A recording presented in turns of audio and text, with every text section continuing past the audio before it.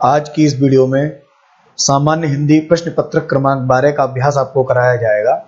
आइए मित्रों, वीडियो को प्रारंभ करते हैं। प्रथम प्रश्न यहाँ दिया गया है, तत्सम शब्द का चयन कीजिए। आपको निम्न में से तत्सम शब्द का चयन करना है। तो कूप, कूप का तद्भव होता है कुआ, कूप शब्द तत्सम है। पत्ता, पत्ता को कहते हैं पर्ण, तत्सम में। घी, घी को तत्सम में कहा जाता है घृत। और गांव, गांव को तत्सम में कहा जाता है ग्राम। यानी पत्ता, घी और गांव ये तीनों तद्भव है और कूप शब्द यहाँ पर तत्सम है। कूप का तद्भव होता है कुआ। तो इसका सही उत्तर हो जाएगा ए। आगे बढ़े अगले प्रश्न की ओर। अगला प्रश्न यहाँ दिया गया है, निम्न में से सही वर्तनी का चयन कीजिए। आपको यहाँ सही वर्तनी का चयन करना है कि मृत्तिका की सही वर्तनी कौन सी है। पहला दिया है मृत्तिका, दूसरा है मृतिका, अगला है मृत्तिका। तो ये भी गलत है, सही वर्तनी होती है मृत्तिका। ये वर्तनी बिल्कुल शुद्ध है, मृत्तिका बिल्कुल शुद्ध वर्तनी है। आगे बढ़े अगले प्रश्न की ओर। अति प्लस आचार की संधि क्या होगी। अति प्लस आचार की सही संधि शब्द क्या बनेगा। अति आचार, दूसरा है अत्याचार, अगला है अत्याचार, या चौथा दिया है अत्याचर। तो अति प्लस आचार यण संधि से इसका जो सही संधि शब्द बनेगा वो बनेगा अत्याचार। यण संधि का यहाँ प्रयोग होता है अत्याचार। आगे बढ़े अगले प्रश्न की ओर। निम्न शब्दों में से उपसर्ग रहित शब्द कौन सा है। यानी आपको ऐसा शब्द बताना है जिसमें उपसर्ग नहीं है। उपसर्ग निकालने की सामान्य पहचान होती है कि उपसर्ग हटाने के बाद शब्द जो बचेगा वो सार्थक होना चाहिए। जैसे अछूत में से अ उपसर्ग निकल जाएगा, शब्द बचेगा छूत। अजान में से अ उपसर्ग निकलने के बाद शब्द बचेगा जान। लेकिन अच्छा में से जब हम आ निकाल देंगे तो छ शब्द बचेगा, केवल आधा च और छ बचेगा जिसका कोई अर्थ नहीं होता। और चौथा है अभाव में से अ निकाल देंगे तो बचेगा भाव। तो अच्छा शब्द एक ऐसा शब्द है जिसमें कोई उपसर्ग नहीं है। आगे बढ़ते हैं अगले प्रश्न की ओर। निम्न में से कौन सा कथन असत्य है। आपको बताना है कि निम्नलिखित कथनों में से कौन सा कथन असत्य है। पहला दिया है कि अलंकार का अर्थ है आभूषण या श्रृंगार, तो बिल्कुल सत्य है। दूसरा है सौंदर्य वर्धक गुण अलंकार कहलाते हैं, ये भी बिल्कुल सत्य है। तीसरा है अलंकारों के योग से काव्य मनोहारी बन जाता है, बिल्कुल सही बात है कि जब हम अलंकारों का प्रयोग करते हैं तो अलंकारों का प्रयोग करने से काव्य मनोहारी बन जाता है, काव्य की सुंदरता बढ़ जाती है। तो चूंकि तीनों सत्य हैं तो इसका सही उत्तर हो जाएगा उपरोक्त में से कोई नहीं। आगे बढ़े अगले प्रश्न की ओर। अगला प्रश्न है, निम्न में से रस के अंग हैं। आपको बताना है कि निम्न में से रस के अंग कौन से हैं। पहला दिया है उपमेय, उपमान, साधारण धर्म और वाचक शब्द। तो ये रस के अंग नहीं, ये तो उपमा अलंकार के अंग हैं। आगे देखें उत्साह, क्रोध, हास और रति। तो ये भी रस के अंग नहीं है। रस के अंग ये होते हैं स्थायी भाव, विभाव, अनुभाव और संचारी भाव। ये रस के महत्वपूर्ण अंग कहलाते हैं। तो इसका सही उत्तर हो जाएगा सी। आगे बढ़े अगले प्रश्न की ओर।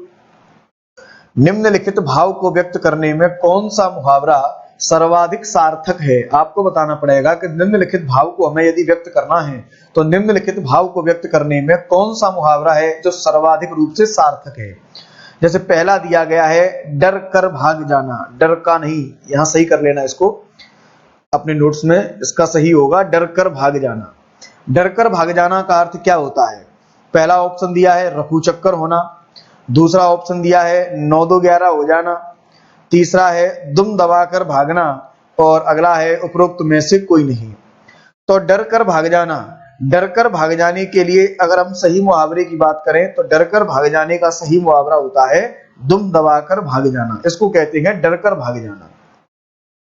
बाकी रफू चक्कर हो जाना का मतलब भी भाग जाना होता है, 9-2-11 का मतलब भी भाग जाना होता है, लेकिन दुम दबाकर भागना इसका अर्थ होता है डर कर भाग जाना। आगे बढ़ते हैं अगले प्रश्न की ओर।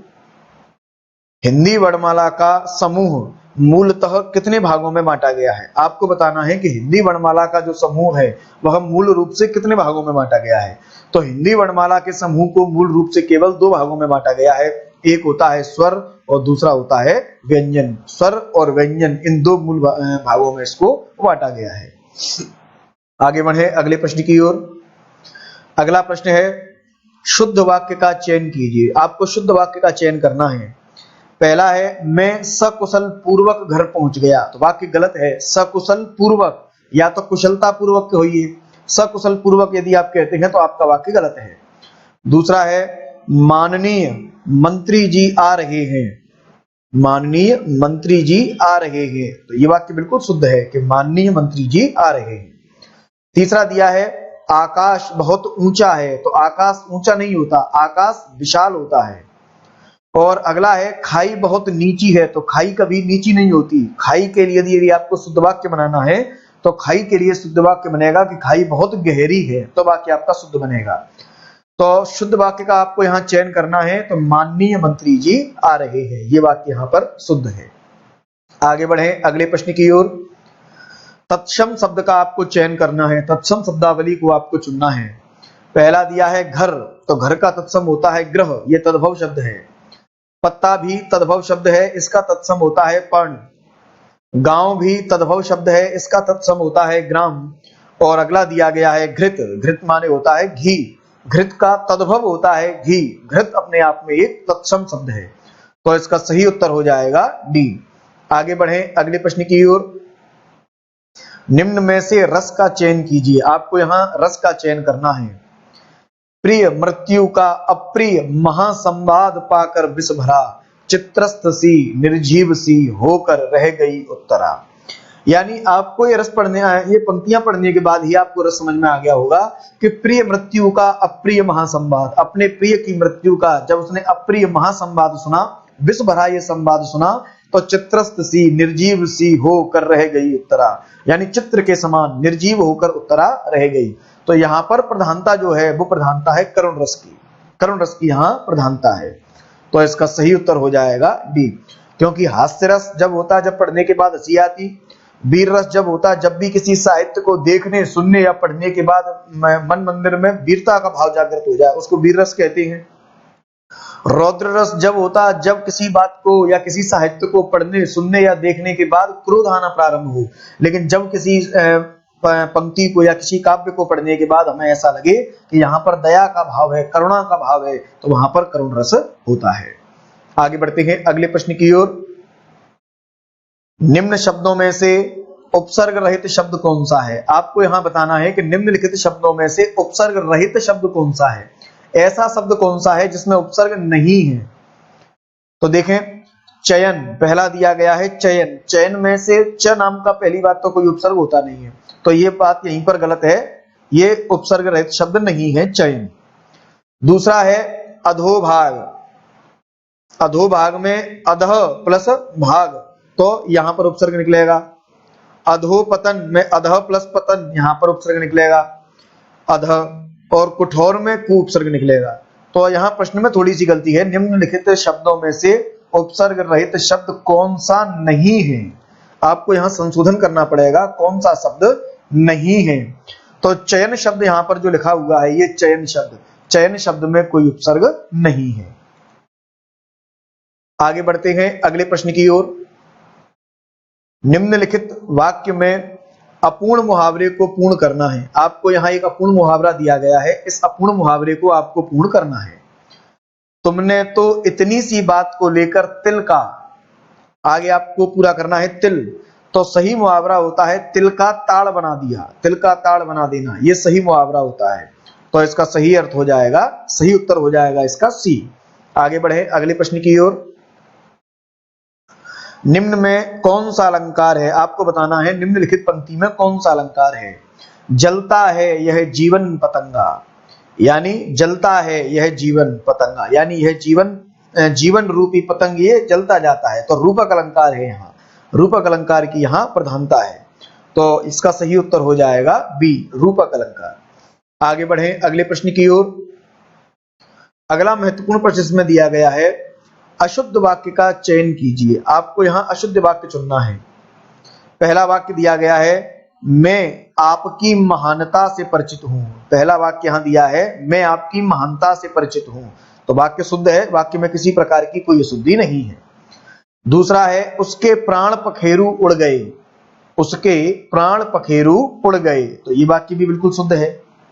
अगला, वह खाई बहुत गहरी है, ये वाक्य भी शुद्ध है, खाई गहरी होती है। मैंने तेरे को कहा तो था, ये वाक्य गलत है। मैंने तेरे को कहा तो था, इस वाक्य में अशुद्धि है। आगे बढ़ते हैं अगले प्रश्न की ओर।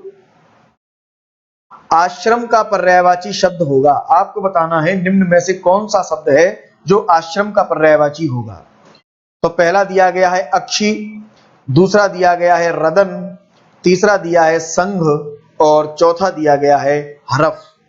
तो आश्रम का जो पर्यायवाची होता है वो पर्यायवाची होता है संघ। संघ आश्रम का पर्यायवाची होता है। आगे बढ़े अगले प्रश्न की ओर। वचनामृत, वचनामृत में समास है। वचनामृत, तो वचन की विशेषता है कि अमृत के समान है। जिन वचनों का आप प्रयोग कर रहे हैं उन वचन की विशेषता है कि वे अमृत के समान हैं। यानी उपमेय उपमान का यहाँ संबंध है, विशेषण विशेष्य का यहाँ संबंध है, और जहां भी विशेषण विशेष्य का संबंध होता है वहां समास होता है कर्मधारय। तो इसका सही उत्तर हो जाएगा बी, कर्मधारय। आगे बढ़ते हैं अगले प्रश्न की ओर। अगला प्रश्न दिया है दिव्यालय में संधि है। दिव्यालय में कौन सी संधि है? तो जब आप दिव्यालय शब्द का विच्छेद करेंगे तो विच्छेद करने के बाद आपको ज्ञात होगा कि देवी प्लस आलय, देवी प्लस आलय, यानी ई के बाद असमान स्वर आने पर ई बदल जाता है य में और ब अपने स्थान पर रह जाएगा आधा, देव्यालय। तो देवी प्लस आलय ये उदाहरण है यण संधि का। देवी प्लस आलय यण संधि का ये उदाहरण है। आगे बढ़ते हैं अगले प्रश्न की ओर। निम्न में सही वर्तनी का आपको चयन करना है, सही वर्तनी को आपको चुनना है कि प्रशंसनीय की यहां पर कौन सी वर्तनी बिल्कुल शुद्ध लिखी है। तो पहला दिया है प्रशंसनीय, दूसरा दिया है प्रशंसनीय, तीसरा भी दिया है प्रशंसनीय और चौथा भी दिया है प्रशंसनीय। तो आपको इन सब में से बताना है कि प्रशंसनीय की सही वर्तनी कौन सी है। तो प्रशंसनीय की यहां पर सही वर्तनी है बी, जो बी वाले ऑप्शन में लिखा हुआ है प्रशंसनीय, ये वर्तनी बिल्कुल शुद्ध है। आगे बढ़ते हैं अगले प्रश्न की ओर। अगले प्रश्न में आपको एक अनुच्छेद दिया गया है, इस अनुच्छेद का आपको संक्षेपण यहां बताना है। तो हम अनुच्छेद पहले पढ़ते हैं, या आप अनुच्छेद पढ़ने से पहले एक काम और कर सकते हैं, आपको अनुच्छेद पढ़ने में भी आसानी होगी। पहले आप एक बार इसके ऑप्शन देख लें, तो ऑप्शन देखने के बाद जब आप इस अनुच्छेद को पढ़ेंगे तो अपने आप आपको समझ में आ जाएगा कि इस अनुच्छेद में किसकी बात कही गई है। पहला ऑप्शन दिया है सठ सुधरही सतसंग ही पाई, दूसरा दिया है एक ही साथ ही सब सद है, सब साध है सब जाए, तीसरा दिया है बिन मांगे मोती मिले, मांगे मिले ना भीख, और अगला दिया है उपरोक्त में से कोई नहीं। तो जरा देखें इस गद्यांश के बारे में हम पढ़ते हैं।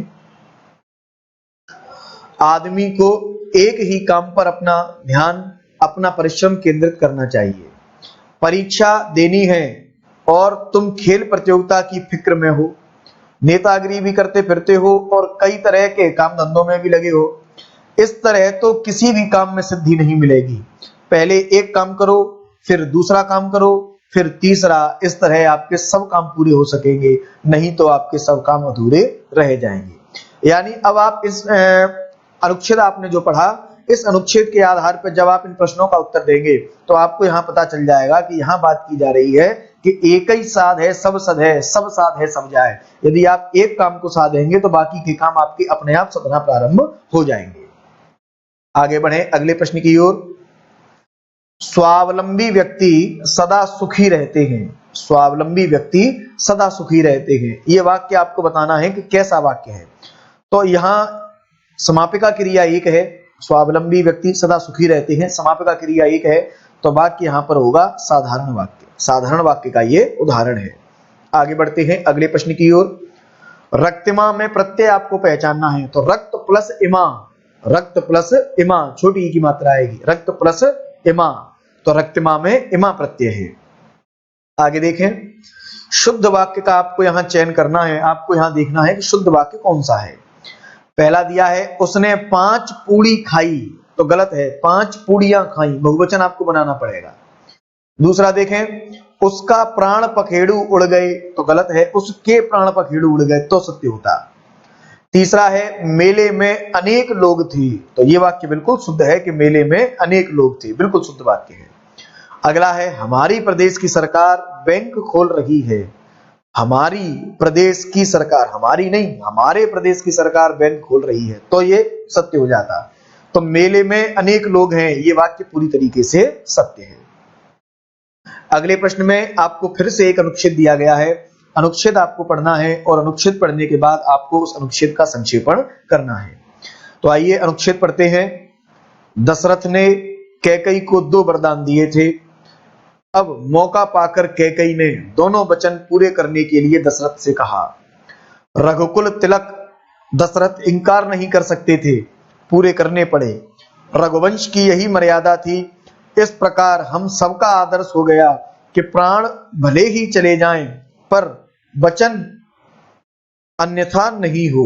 अन्यथा यहां गलत लिखा है, कुछ वचन ना जाए, ऐसा यहां कुछ होना चाहिए। राजा हरिश्चंद्र ने वचन दिया, पुत्र और स्त्री देकर भी उन्होंने अपने वचन को पूरा किया। उपरोक्त गद्यांश का आपको संक्षेपण करना है, संक्षेपण आपको उपरोक्त गद्यांश का करना है। तो आपको पढ़ने के बाद यहाँ इस अनुच्छेद को पढ़ने के बाद आपको पता चल गया होगा कि यहाँ पर जो बात की गई है वो बात की गई है वचन निभाने की, वचनबद्धता की यहाँ पर बात की गई है। पहला दिया है सठ सुधरही सतसंगहि पाई।